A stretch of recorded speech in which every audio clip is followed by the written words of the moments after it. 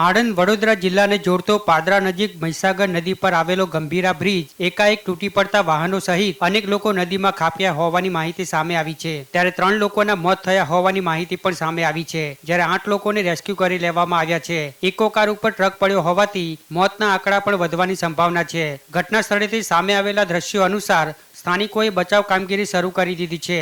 Fire બ્રિગેડની team પણ આવી પહોંચી છે।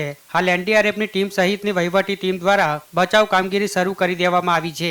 જોકે સવારની બનેલી ઘટના, પરંતુ હજી સુધી કોઈ ક્રેનની વ્યવસ્થા કરવામાં આવી નથી। સૌરાષ્ટ્ર અને મધ્ય ગુજરાતને જોડતો આ મહત્વનો બ્રિજ હતો। 1985માં બ્રિજ બન્યો હતો।